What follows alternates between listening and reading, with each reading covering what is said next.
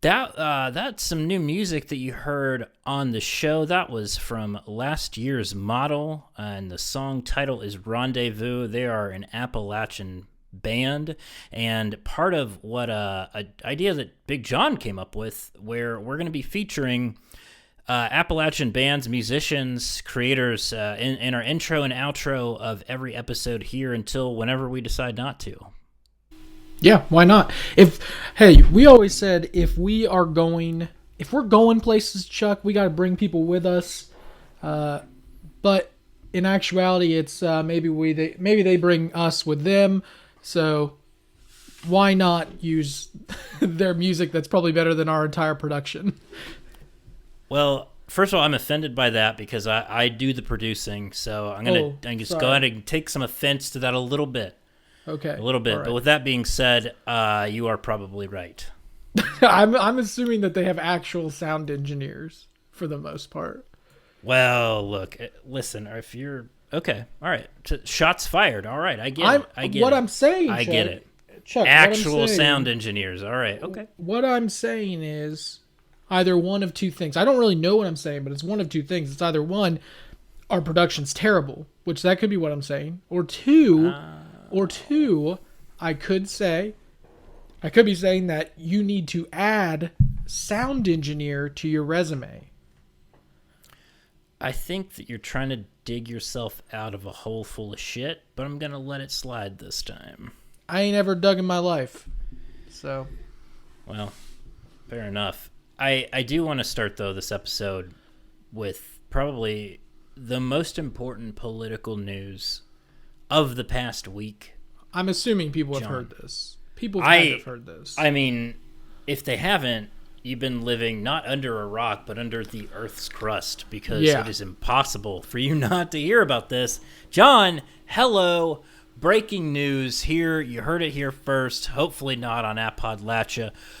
Wilbur Beast, a French bulldog, was elected the mayor of Rabbit Hash, Kentucky. Obviously, the mainstream media, though, they tend to ignore Kentucky, so we're here to tell you about it.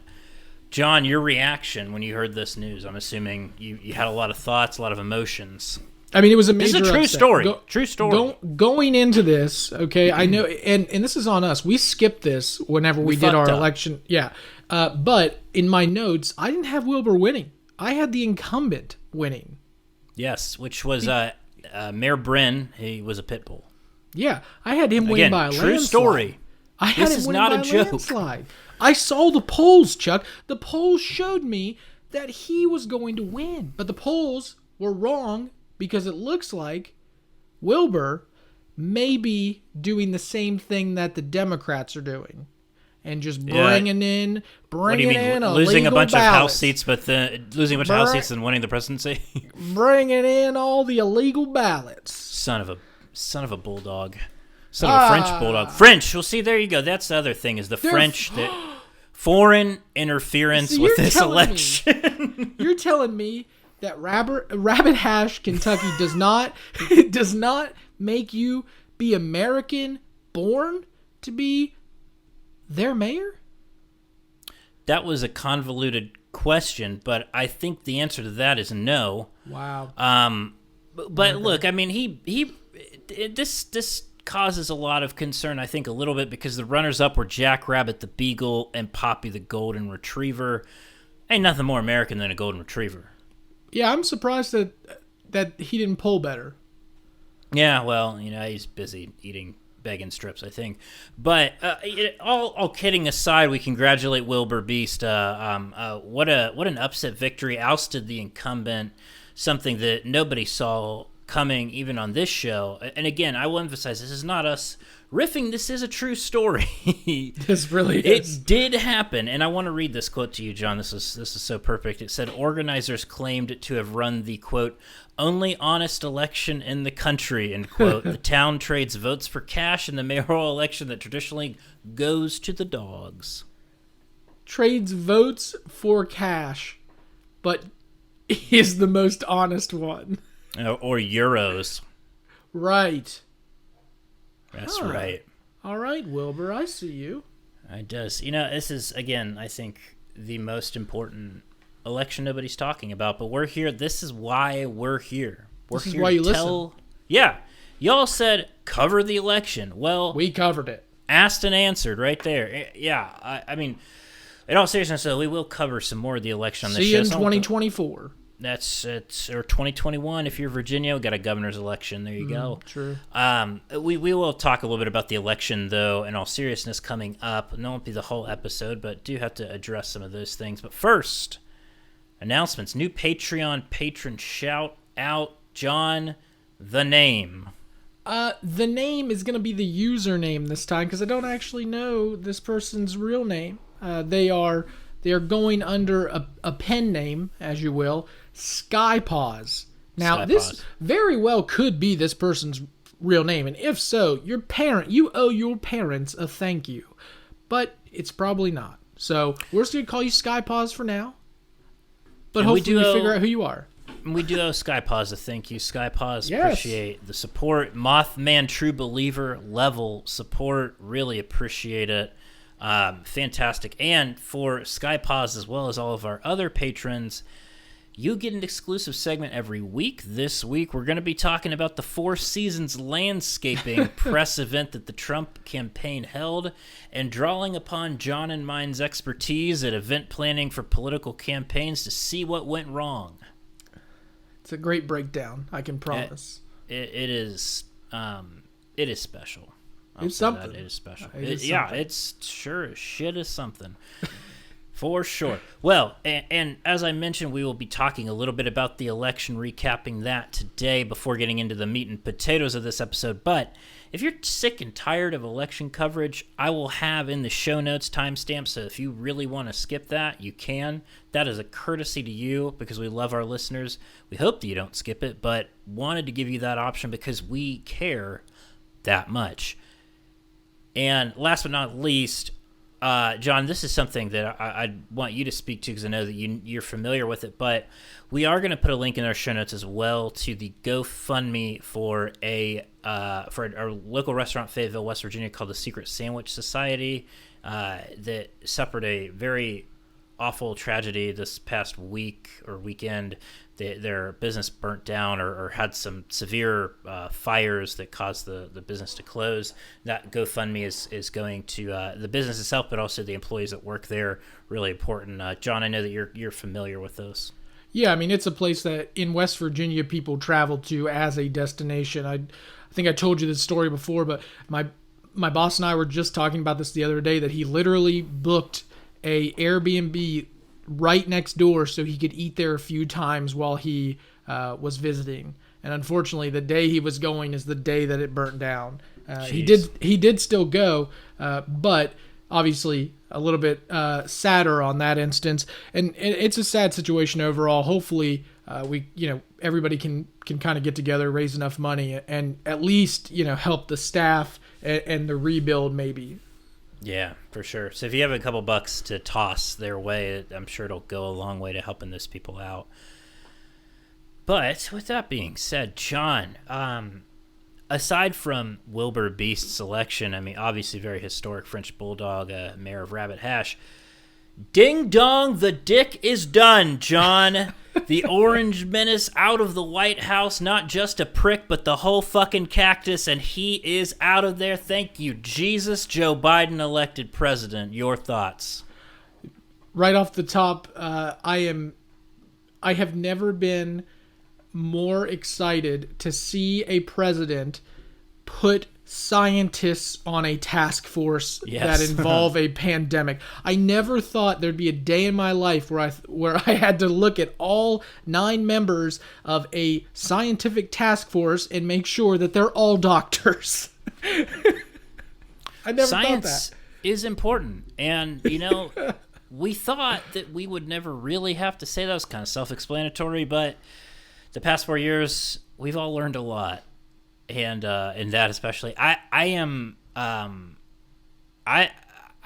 gotta tell you, like, it was a long election week, so to speak.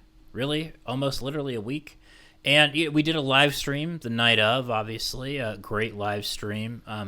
I think we felt pretty confident by the end of it, but as if you were watching or if you weren't, expert analysis, by the way, we saw the returns coming in, though, from Florida and Miami-Dade was looking a little bit troubling. Biden really struggling to pull out a margin there, nowhere close to Clinton's, and so that did have me concerned. Yeah. But I think that overall, I mean, my God, like black voters, Hispanic voters, Native American voters, especially in Arizona, bailed us out again, John. Gee whiz, bailed us the fuck out. Thank God. Once again, they helped they helped us get over our own stupidity. Yep. So we really do appreciate that. This is the time now where Democrats, I know that we lean left, but you and I both are kind of in agreement here in terms of the Democrats. They tend to use things like, trying to get the black vote out, trying to get minority vote out, and they tend to harp on things that will obviously get people to the polls, but then they forget them as soon as they're elected. So Joe Biden owes it to the black community to make sure that he is putting policies in place and supporting legislation that's going to put them in a very competitive spot, what they've been needing for a very long time. You got to stop putting them to the side, because Joe Biden's, he's been known to do that in the past, and hopefully he won't do that again, but we'll have to see. I think that's an important point, and one that, he reiterated in his speech the night of that the race was officially called, despite some people on the internet's belief that it is still ongoing. But I think that he knows that, and I hope that he delivers on it. And I think that if he builds his administration that looks like this country and that looks like the constituency that elected him, that's going to give him a better shot. And speaking of, I think I don't want to brush off the fact that history was made this past weekend with Kamala Harris, the first woman vice president, the first woman of color vice president. Wow. What a monumental moment for our country, but for women in this country, for little girls in this country, that she got to that level, and is going to I think do great things. It's a really big deal, and one that, even though it's been mentioned a lot in the media, I still think it's kind of getting brushed under the rug just because of just the nature of this election with a incumbent president like Trump getting defeated. But my God, it's a huge moment. It's a huge moment for our country, and one that everybody, regardless of your political affiliation, should be proud of. Well, you've got a guy behind you in the video that made a lot of change himself and had a significant election. Fabian Bednay, great councilman for the city of Nashville. No, if you're not watching, he has the Obama reelected headline behind him, and to me, this is obviously, I'm talking about his first election to the presidency, but we had the ability to kind of stop and take that moment in as a country. We were not as divided, and you even had somebody like John McCain, who we could talk about his politics all day, but that concession speech was one of the best concession speeches that has been done live. It's a speech that will go down in history because Donald Trump has made sure that he makes everybody look better who's ever given a concession speech. But McCain really was humble about it. He put Barack Obama first and said, this is the president now. We're going to support him. We didn't get that this time. We won't get that this time. And I wish we could kind of stop and smell the roses and see how important it is that we now have a Vice President Harris in office.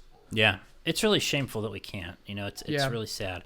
And I will also point out that is actually Obama reelected.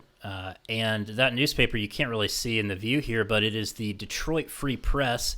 And I want to give a shout out to the city of Detroit and the city of Philadelphia and the city of Pittsburgh and the city of Atlanta. My God. Really showing up and showing out, especially in Detroit. My God, Wayne County just coming in to deliver the win for Biden there. That was huge and something that, we needed to see and we love seeing. So kudos to them. Don't talk shit about Detroit. Detroit's a good place, good people there.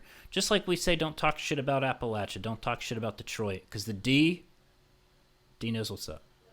They have great pizza.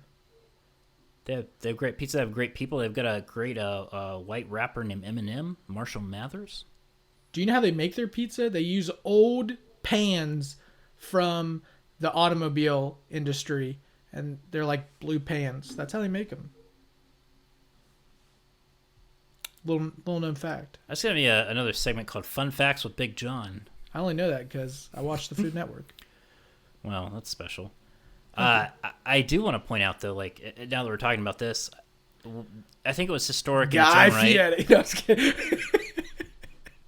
Flavortown, USA, Columbus. Yeah. Really thought you're gonna go to a Food Jesus Network. Christ. Nancy Birtwhistle does not get the respect she deserves in this country. Pioneer woman is overrated. We love Nancy in our household. I did want to point out that, like Big John, Big Joe, Joseph Robinette Biden, technically native Appalachian from the great city of Scranton, Pennsylvania, Lackawanna County. I wanted to read the blurb on the front page of the Scranton newspaper of record that was, I believe, from yesterday morning, which was this, and I think this is, I think it's reminiscent of Appalachians and kind of how we feel about ourselves sometimes, but it said, a guy from Scranton could never be president. Everyone knows that. Winners leave Scranton and never come back. A scrappy kid from Green Ridge did come back from personal tragedy and professional losses, back from a well-earned retirement, back to the hometown that taught him decency, resiliency, faith, and grace. A guy from Scranton will be president. That kind of hit me a lot, actually, because, and as we'll get into in this episode, a lot of, when you're growing up, when I was growing up, people either you were told you couldn't amount to anything or that you had to get out of where you're from to amount to anything. And I think that sentiment is felt by a lot of people, not just in Appalachia, but around the country. And to see that, I know Joe Biden, his political career was really built in Delaware, but he's always maintained his Scranton roots, and that's been clear throughout this campaign. It's been clear throughout his entire career, and so it's a really big deal. It's a really big deal, and I hope that he doesn't forget that when he's in the Oval Office. Let's hope not. So, other takeaways from the election, John, before we move on.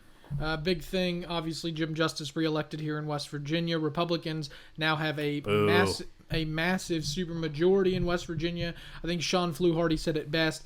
Republicans will caucus at the Civic Center, and Democrats will find just a local closet in the Capitol. So it was that much of a beatdown, but you did have wins across the board in terms of Appalachia. You had some seats turn blue. Unfortunately, Jamie Harrison wasn't one of them. We really were pushing for him to unseat Lindsey Graham. Unfortunately, that didn't happen. And you had Mitch McConnell win again, which is Kentucky continues to scream about career politicians, but has one of the longest tenured senators of all time. So it just doesn't make any sense to me. Yeah, there's been some rumblings of change in Kentucky with Andy Beshear, but yeah, it's a shame. The most unpopular politician actually in the country, Mitch McConnell, reelected. Hate to see that. There were some good wins, I think, at the local level, though. Yeah. And I want to shout out Wendy Tuck, Parkersburg, West Virginia City Council ousted a Republican incumbent. I think we did the numbers with something like 57% of the vote. And wow, what a good win for her. She's a great person. I grew up with her at church. Well, I grew up at church with her, and just I think she's really been invested in the community, really cares about it a lot, and that showed. And I think the voters of Parkersburg and of her district returned the favor by electing her. So I'm very excited about that, and congratulations to her. Yeah, and I think it would be an unfortunate problem for us if we skipped over Georgia, because Georgia made an impression.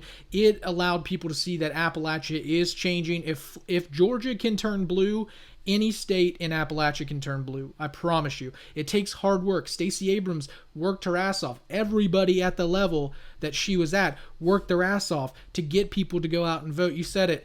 Atlanta showed up to vote. Obviously, that I don't believe that that's the part of Appalachia of Georgia, but it's not. But Gwinnett County is, like I pointed out 2 episodes ago, if you'll recall. Yep, exactly. So and Gwinnett showed the fuck up. Yeah, that Joe Biden should go and shake everyone's hand in that county because they're part of the reason that he is going to win Georgia. I know that there's absolutely there's some argument about it right now. Well, there's a bunch of fake ballots that dead people voted, John, obviously, but so Georgia deserves a big round of applause. Unfortunately, Ohio really surprised us with the beat down that they gave Biden. But that's my take. Yeah, I would say so too. And unfortunate to see in North Carolina, it looks like Cal Cunningham's not going to win. Couldn't keep it in his pants, I guess. But there's other institutional problems there too. But Roy Cooper reelected there. Good to see for him.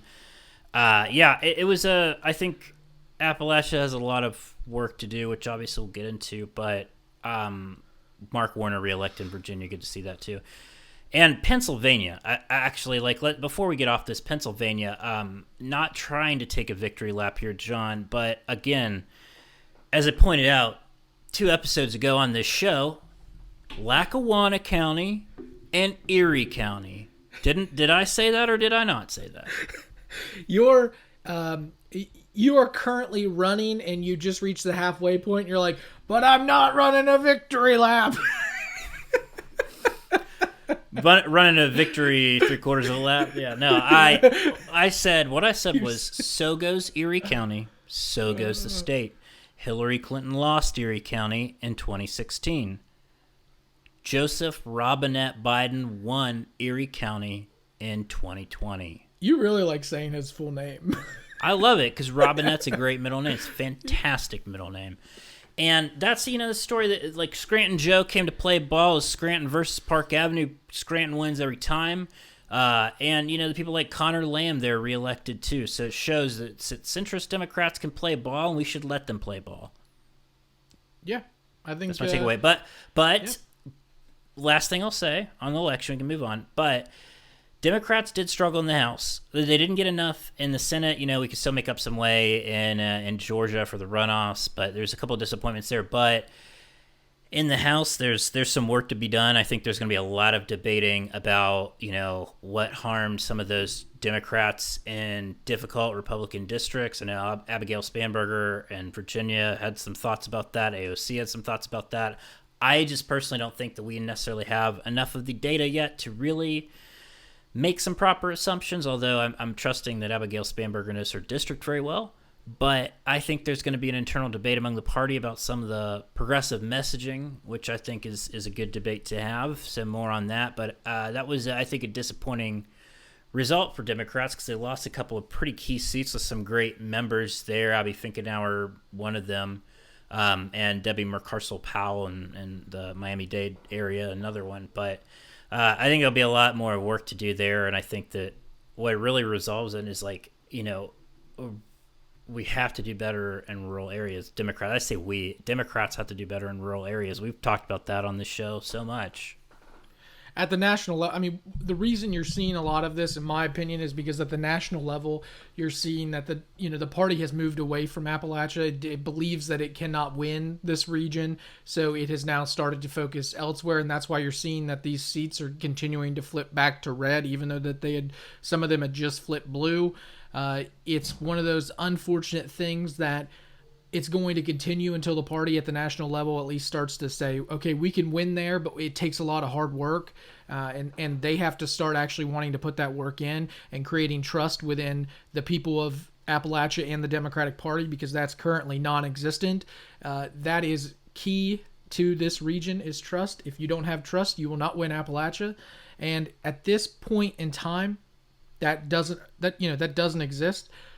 But overall, you're also seeing the hard work of a lot of local people who work their asses off in Appalachia, especially a lot of the times in races that they know they're going to lose, but they want to create messaging that's going to help the community no matter what. Until state parties and national parties actually start caring about how much work goes into an election, because a lot of the times they're dumping money into people that don't give a shit. That they just see numbers, and that's fine. I understand you want to win that seat, but you also can't ignore the people who are working their asses off, because hard work in Appalachia wins elections. I can promise you that all day, but they do need help. So that's my take. It takes time. Yep. Until we as a region can trust that party again, it's going to continue. So it's going to take a lot of hard work. I mean, I'm not saying it's going to be easy or it's going to happen by 2022 or 2024, but until something changes, it's never going to happen. Yeah, they certainly need a rebrand. But yeah, and shout out specifically to the organizers on the ground for Amy McGrath's campaign. I know that campaign, was tough, didn't turn out the way that I think anybody would have wanted. But I know a lot of those people worked their asses off tirelessly, and despite the outcome of that election, I think started to build some important infrastructure for Democrats down the road there, and that should not be overlooked. 100%. 100%. Well, we'll get off this whole election bandwagon now, I suppose. John, today, though, I'm trying to think how best to describe this. We really wanted to get into a meaty discussion about Appalachian identity, partly because in the post-election, it kind of has come up in different ways, different respects. And so, and this is something I think that people have been wanting to kind of hear about for a long time, that we've been wanting to talk about for a long time, because it's a very complicated issue, a very multifaceted issue, and kind of a muddy issue too at the same time. So, I mean, going into this kind of like, I guess I want to get what your thoughts are, and then I think what we'll do is we can start out too by talking about some of the responses that we got from our listeners who responded to a post on social media about what they consider their Appalachian identity to be, or how they feel about it. Yeah, I mean, to me, it's one of the most complex things that I deal with every day. I dealt with it as a kid, and at times I didn't want to accept where I was from. I think that a lot of Appalachians deal with that, I'm sure. And that was a lot of the comments that we saw too, is that a lot of people kind of later in life realize that being Appalachian is important and special. But I dealt with that struggle. There were a lot of times that I felt like when I did, job interviews at the national level, that people tended to hold that against me, or at least have a preconceived notion. I think that the Appalachian identity is a very special one that continues to kind of be mysterious to people, I guess you would say, because there's preconceived notions of either side. You have really caring people who have big families and all these things, but you also have J.D. Vance, who has perpetuated stereotypes out the ass. So what you're saying is a venture capitalist who lived in San Francisco, went to Yale Law School, is not the archetype of the Appalachian identity? Well, I think we're lucky to have J.D. He's really John Dammit Vance. He's really allowing us to have someone to look up to. Yeah. I can't wait till one day he snips that and plays it, because it's going to be the greatest thing. But it's not going to be that great for us, but oh, I don't give a shit. Yeah. So to me, the Appalachian identity, without I guess going too far in depth before we have a real discussion on it, is a very complex thing that I think a lot of young Appalachians deal with.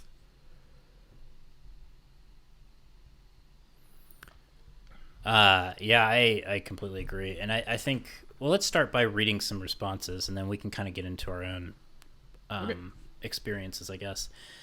So, like you said, I think some of the responses were mixed. I picked out some here. One was, and I won't read names, but one was, Appalachia is my pride and joy. I couldn't be prouder to be a member of our great people, a culture so deep and rich, all situated within the most beautiful region in North America.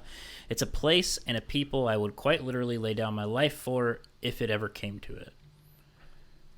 And then, so it's interesting because you have that, but then you have bookended with that is conflicted, being both proud and ashamed at the same time. That was another person's response.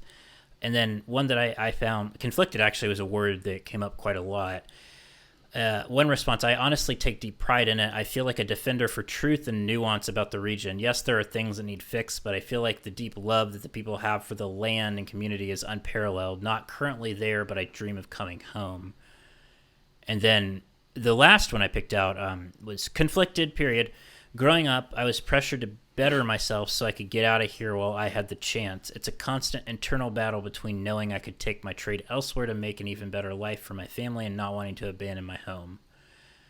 Now, there's one common thread through all of those responses, John, in my opinion, is that I can relate to every single one of them. Yeah, I mean, no matter what, I picked out 3 other ones too that I wanted to read because I think that it will only continue to push forward that same narrative that I think a lot of people are going to be able to relate. One of them was purposefully got rid of my accent as a teen so people wouldn't judge me at first impression. Now I don't care. Another one being the ability to dig deep and make do due to a lifetime of limited access feels like a very Appalachian part of my life. And the final one I want to share is I got a really long text message from a former student who's a listener. The gist of it, it literally would take me 20 minutes to read it. The gist of it was he's worked extremely hard for Appalachia. He's gone on mission trips to see, the real poverty level in Appalachia, but he's also seen the positives on that side as well, as that no matter the situation, those people were always in a positive mood trying to just better their lives. So that was a really big indication there. But he also talked about the other side of things where as a young person, he's disappointed in the politics of the region. So he struggles with that. That's a big thing. And the final thing that you wrapped it up, and I mean, this is a quote. I'm just reading a quote here. It says, "You, Big John Eisner, are without a doubt the greatest educator, mentor, idol that I've had the pleasure of working with." And those are his words, not mine. That may or may not be true. Fact check live. Can we get a fact check live here? Well, we have a staff of me, so.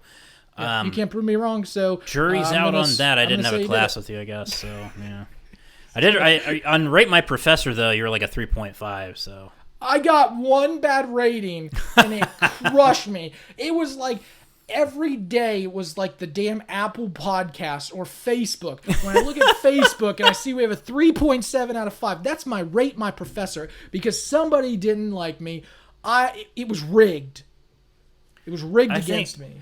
I think that 3.7 was somebody that followed up with fake news afterwards, to which I say, number 1, honored and humbled. Yes, thank you very much. Number 2, that we're not news. Number 3, thanks for considering us. Anyway, well, I think this might be a good opportunity to kind of talk about our own experience. I've been wanting to try to articulate this for a while now because I think this kind of came up in our episode about the Appalachian stereotypes that are perpetuated in the media, but and also the sentiment that was expressed in some of those comments that were left, which is growing up for me, I sort of was conditioned to resent where I was from. Like I was not proud to be from West Virginia. I did not like being from West Virginia, and it's hard for me to really put a finger on like where that sentiment really came from. I think it's a number of things. I think it was like, I think there's a media perception of West Virginia and Appalachia kind of like portrayed negatively, but I think it was also people around me that were well-meaning that wanted me to strive for something better than what could be offered, I guess, in Parkersburg, where I was from. But, and I'm not like shunning that, but I think what I realized was like, I look back on it and realized that I really resented being from West Virginia. I was not proud of it. I was not happy about it. All I wanted to do was get out of there, and all I felt like I needed to do was get out of there. And if I didn't get out, I felt like a failure. And that feeling persisted through college. Like I felt like a failure because I didn't get into, or I didn't go to an out-of-state school. It was essentially like a really hard decision not to go in state because the promised scholarship in West Virginia, very low threshold at the time, covered all your tuition. So it's like, how could you not take up that offer?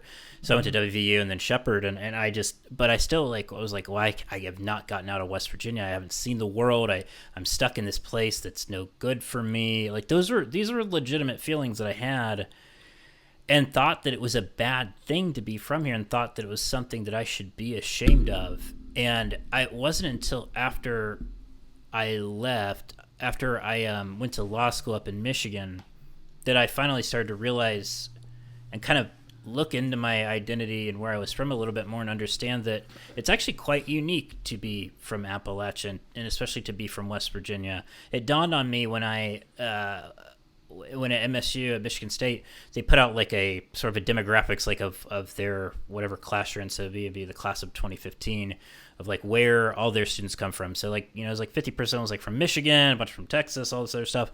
One from West Virginia. One. And that blew me away. And I thought about it and I started really kind of trying to reflect on, okay, like what does it mean to be from West Virginia? What does it mean to be an Appalachian?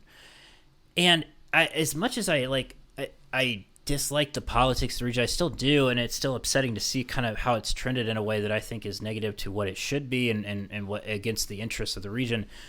I realized like how special it was to be from this place, how much of an impact it truly had on my life, and I could only really understand that when I left and went somewhere else where there weren't other West Virginians around me. And it just like, I think the reason why I wanted to bring this up is because looking back on that, it does concern me that I was sort of conditioned one way or the other to be ashamed and to want to leave and to feel like I had to leave in order to better myself and have a good life. And yeah, I know I'm kind of on a soapbox here, but that's really like the evolution of my Appalachian identity. And it's something that I struggle with because I wonder like, why did I have those feelings? And were some of them justified? I mean, looking back, like Parkersburg, it doesn't have a ton of opportunity right now. Was it a good thing that I got out? Probably, yeah. Got out. Let me rephrase that. Was it a good thing that I left the region to pursue better jobs, better employment? Yes, I do believe that. But there's a lot of complex feelings I have there, and there's a lot of concern I have that I kind of grew up with that sentiment. And I'm not blaming anybody necessarily for that. It's just something that I notice and I kind of like still to today wonder if that's happening to other young Appalachians. Yeah, I think a pretty good context of this is, Chuck, the other day we posted a tweet that kind of got us to this point, to this, to this conversation. The tweet was pretty simple. We knew that after the election, people were going to feel a certain way. We knew, a lot of the times we were able to predict kind of where each race was going to go. And, at least for our listenership, they a lot of them weren't going to, like a lot of the results. So we ended up posting, this is the tweet. We know things are tough right now for young Appalachians. The struggle to stay is amplified by election season. You feel lost, defeated, and like you'll never make a difference. Every person who has ever created lasting change has felt the same way. Appalachia needs you. That was where, that was kind of the thing that got us on to this discussion. A lot of people were very positive about it. You also had the other side of it that became extremely negative about that as well, which you'll hear in my Beef with Big John segment. But the big thing here is we as a region need to start really talking about this, because I think we have a identity crisis in Appalachia, because a lot of people especially at the younger age, especially like 18 to 21-ish range, are struggling with being Appalachian. And it's because a lot of the times they tend to not agree with the politics. They don't think that they have opportunities here. And they, for that part, they may not. And they also don't feel welcomed in Appalachia. And that's a big issue too. I mean, we had some comments from people who, LGBTQ plus, who don't feel welcome in Appalachia. And I'll never be able to relate to that. You'll never be able to relate to that. But I can understand what they're saying because I've heard it, unfortunately. And they're 100% right to look at the region, based off their experience. I get that. And this was also not a tweet or a discussion saying that you can't or shouldn't leave Appalachia. That's not the indication. Oh, thank God. Yep. Right. I mean, I've been pretty pissed over the last, I don't know, what, you've been gone for 5, 6, 7 years? When did you move to Michigan? 2012. So 8 years you've been gone. I've been pissed the entire time, and it's no. But in actuality, we don't care that people leave. I don't think people should care. The thing that bothers us the most is people kind of throwing rocks back into Appalachia or screaming from California like, "Why can't you change?" Or screaming from Hinton, West Virginia, "Why can't you change?" Yeah. And so we understand that people have to leave. For me, the Appalachian identity has always been a struggle. I grew up in a family where I was raised by a single mom, and I was the only person born in West Virginia in my family. So all of my siblings were born in Connecticut. My mom was born in Connecticut. So a lot of the times I felt kind of like less than because I couldn't say that I was, born in Connecticut. So a lot of the times I would say, look, I was born here, but, my family's from Connecticut. So really, that's where I'm from. And I struggled with that for a really long time until, probably about high school. And I was like, it's okay to be from here. And then I got into college and knew it was cool to be from here. So what do you think led you to feel the need to explain that your family was from Connecticut? Like you couldn't say that you were from West Virginia? I think there was a preconceived notion with family that lived elsewhere, especially maybe in Connecticut, aunts, uncles, cousins who looked at the region and thought they were better than that. They looked at the poverty line, or they looked at images that they saw in the news and said, look, we know we're better than this. We also, there was a preconceived idea of finances as well, coming from a poor region like Appalachia, especially with a single mom. We didn't have a lot of stuff growing up comparatively to the rest of our family in Connecticut. And a lot of the big issue too was my mom was kind of ostracized because she moved to West Virginia. She was the only person to leave. My grandmother hated the fact that my mom went to West Virginia, hated it. And it was one of those things that my mom struggles with it now, where she didn't feel like her mom was proud of her at a certain age. So it's now an issue that has kind of resonated with my family. But for me, it was one of those things that I always, at least in the beginning, thought maybe they were looking at them better than, me. Yeah. It's really interesting that, all of our experiences are unique and different, but they all kind of blend together in the same sort of trend of like feeling the need to reject where we're from. And it's something that I do wonder, do other people outside of Appalachia experience this? I'm sure that some of them do, but I think it is something that is kind of uniquely uniform to parts of Appalachia, at least with some of the people that we know. And for you, I think it sounds like you kind of came to the revelation a little bit earlier in life than I did, that doesn't necessarily need to be the case. But it does make me reflective on, one, like, why is that? Like, what is, causing that for me, for you, for so many young Appalachians, which obviously, like, you shared some of that, but there's something else there. There's something that is causing people to feel the need to feel this way about Appalachia, to feel ashamed, to feel like we shouldn't be proud to be from here, to feel the need to get out. And what do we do about it? And what can we do to prevent that? Because as much as we talk about, like, we're not ignorant to the problems in Appalachia, but we also don't want to just focus on those, and we want to promote good conversation and good, like, discussion and good policy for Appalachia. So I think this discussion opens a lot of doors like that. Yeah, and I mean, I think it's a twofold problem. One, we have to discuss some of the problems that that Appalachia faces, but a lot of the times, especially with this region, we are really, really good at knowing what our problems are. We're just really bad at planning how to solve them.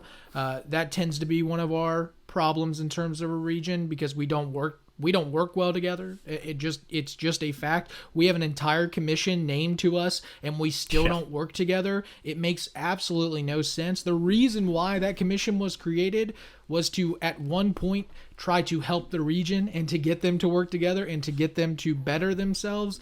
That never happened. It was one of those things that, it was pushed by the federal government, and then kind of it's still really strong, but it's not as strong as it probably could be. Appalachia needs to learn that you can work with other states to create a better life for the people living within your borders. That tends to be a problem for us. And in the long run, I think one of the biggest issues that I had growing up, and I think to me it's a responsibility of adults to not do this, but when I was growing up, and I think you kind of hinted at it, I had adults telling me I needed to leave. I had adults telling me, and I was at a young age where people just thought I was smart. As soon as people were like, man, he's at least somewhat smart, he should leave. They saw you come out of the womb with a full beard and said, can we get him into an MIT early course, Yeah, I mean, Iceman, he doesn't need to be on the court, he needs to be in the lab. Well, that was 7th grade when they tried to get me to do that. But it's one of those things that that needs to stop, because I get it. I know that we have problems. I'm not saying ignore the problems. But I also think that we can encourage young people to try to help the region, not to try and get them to just automatically leave. Again, we're okay with people leaving. There's no problem with that.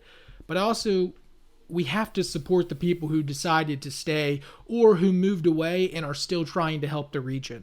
Yeah. That is a big thing. And that was really the point of that post, was supporting the people who are at least trying to make change, because it's hard.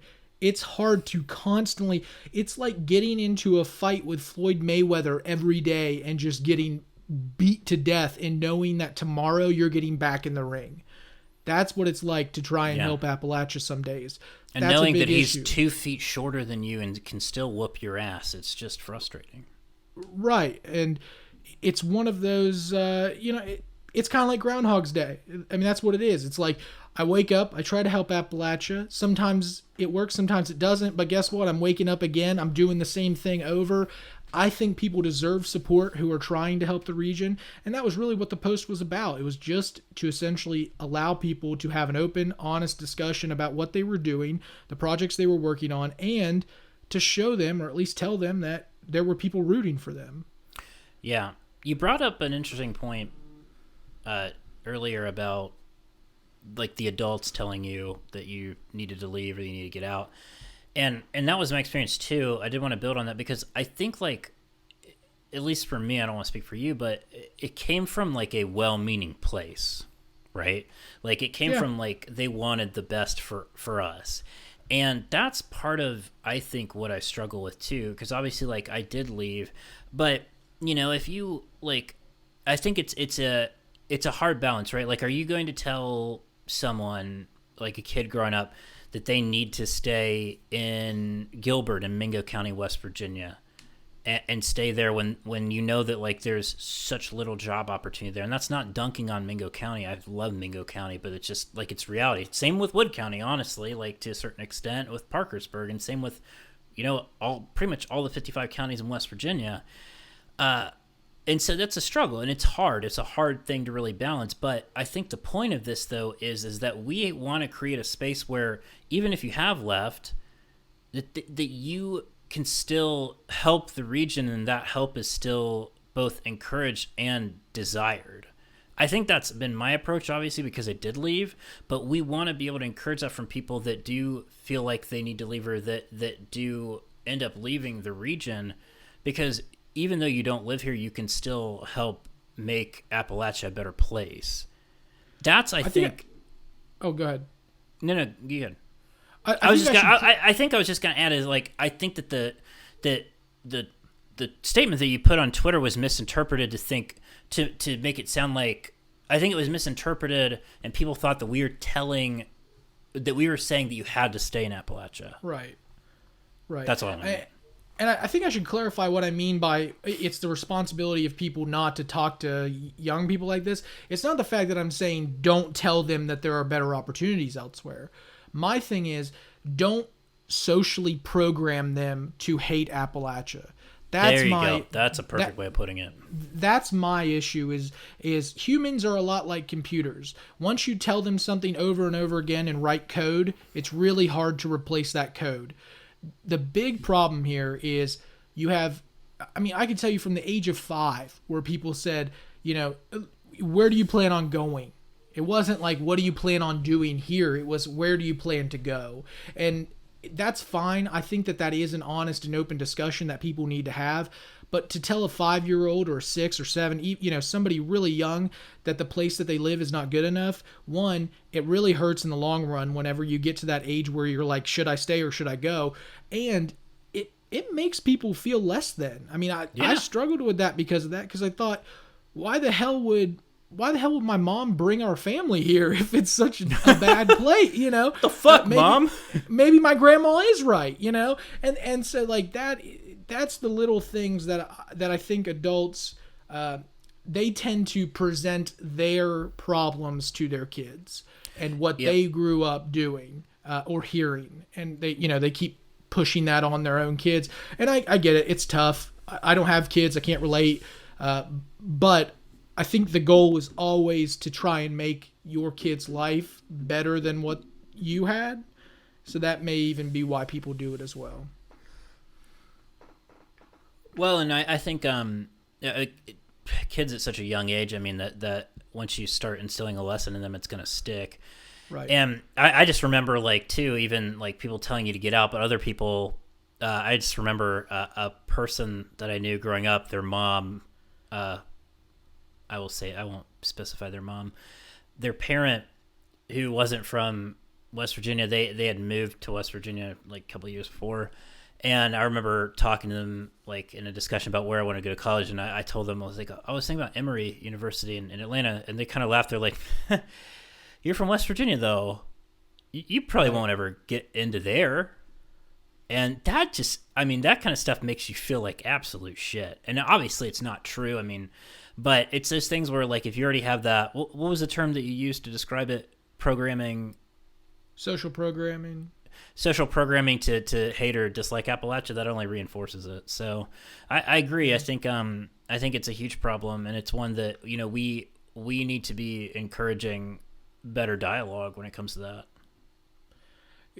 Yeah, and I think an important discussion of this, Chuck, and something I think I want to do more often is to talk about a story that no one else is talking about in Appalachia, right? Yeah. So we've discussed kind of the identity, and we've discussed the preconceived notions that people have of Appalachia. And I think that's one reason why these types of stories kind of get pushed to the wayside.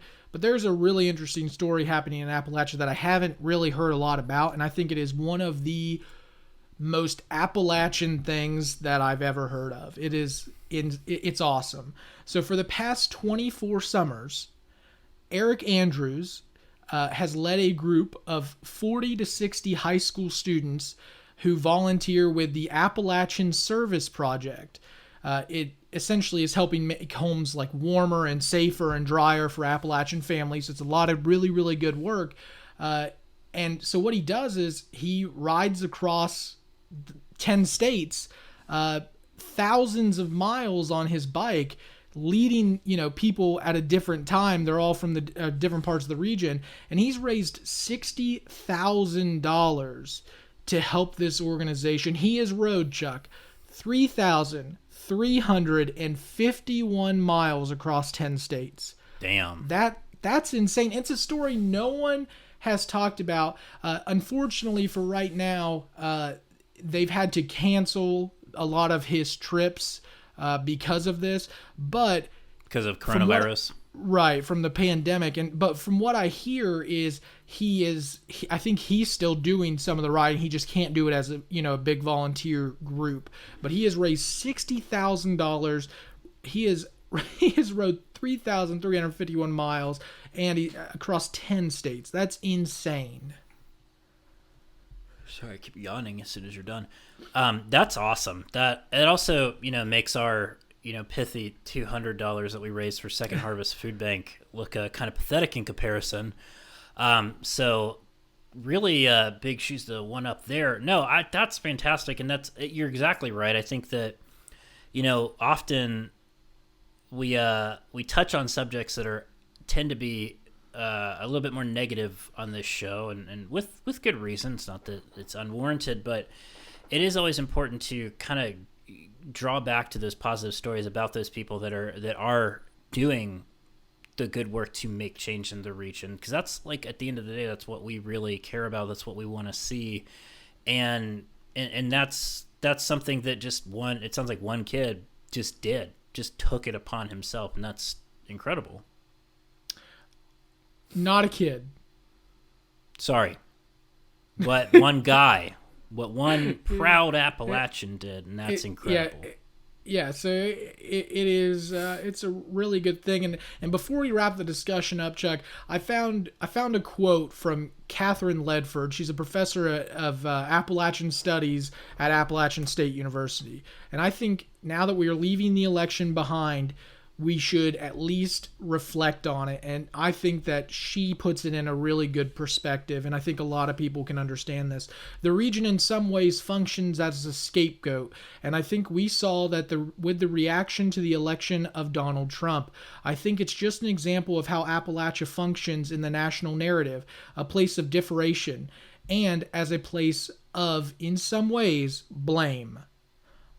That, to me, is really, I'm not going to go in depth about it, but I think it's a good indicator on how a lot of Appalachians feel about things like the election. Absolutely. And it's only reinforced by the discussion we just had about the feelings of resentment towards it, that exactly. Feeling of like blame coming from outside in, and then feeling like you yourself are to blame, or that you should blame where you're from. That is a very valid point. Very valid point. I don't know if you saw, but Rudy Giuliani just tweeted out that... I swear I thought you were going to say just died. No, William Barr has authorized federal prosecutors to pursue substantial allegations of voting irregularities before the 2020 presidential election is going to be certified. Jesus Christ. They're pathetic, is what it is. Mm-hmm. They're pathetic. Well, we won't get into that. No, I was just telling you. Anyway. No, it's just fucked up. But, well, I think that quote is a great place to leave this discussion. I hope that listeners share more about this. We want to know your reaction both to what we've said, but also just kind of your feelings about your Appalachian identity as well, or if you're not from Appalachia, what you perceive it to be. That would honestly almost be more interesting. So we really appreciate that. But I think actually we're probably not done with this discussion, because John, you've got a big hearty beef on your plate that you're ready to just take a big old steak knife into. So why don't we get at it with a big old beef with Big John? Ladies and gentlemen, live from Parkersburg, West by God, Virginia, it's the 18 Husky himself, Beef with Big John.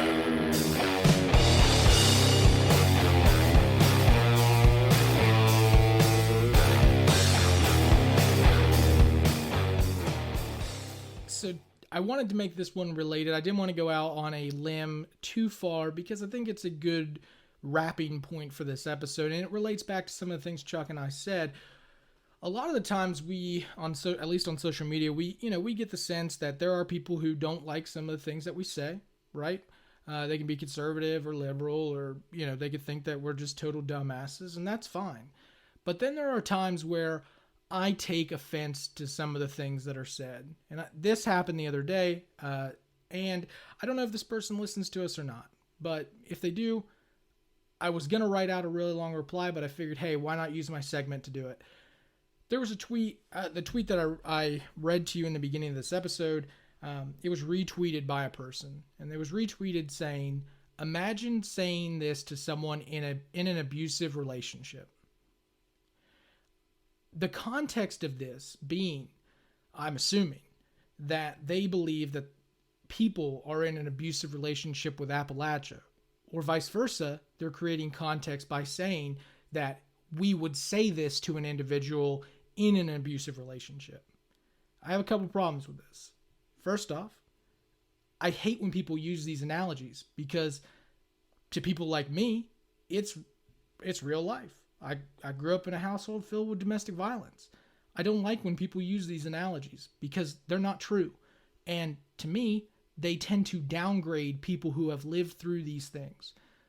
You can use a number of different analogies. You could say, imagine saying this to someone in an unfair situation, or saying this to somebody who's living in an economic drought in Appalachia, but they need to get out. You can say all those things. You don't need to say that it's an abusive relationship. That pisses me off. It's one of those things, it's narrow-minded, and it creates... The whole point of that was to take this tweet that was only said for the number of reasons that we listed today, take it to the farthest corner of the internet, create a different context for it, bring it back, and then spew it everywhere to try and prove a point.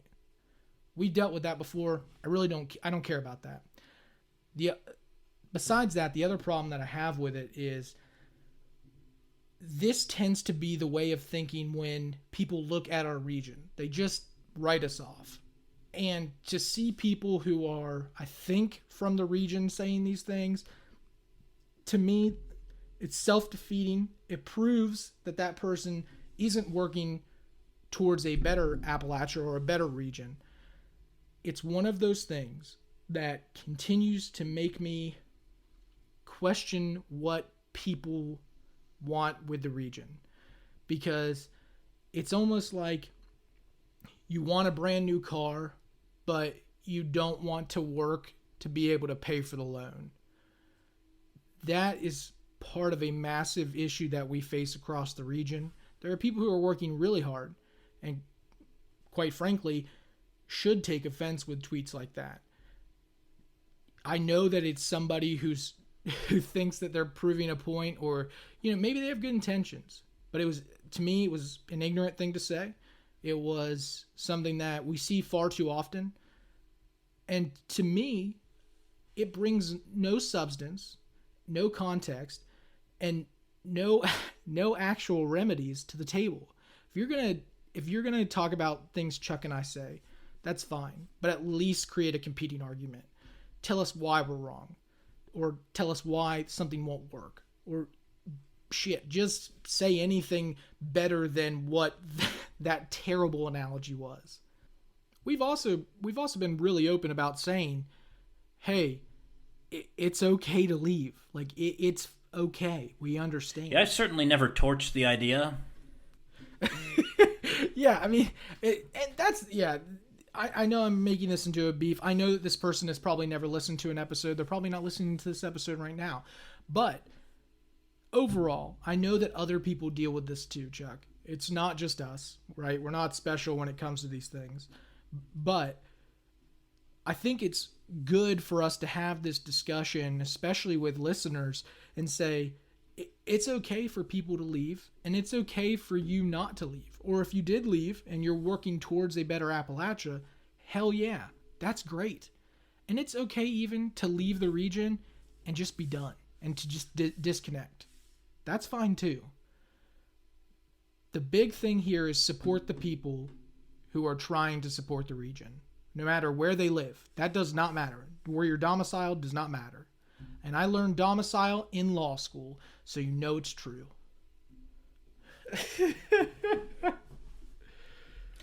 Well, that's a good place to end it. And I guess we should put a button on that by saying that we are not solely focused on Twitter. This is just, I think, something that really spawned a greater conversation and was important to mention and point out.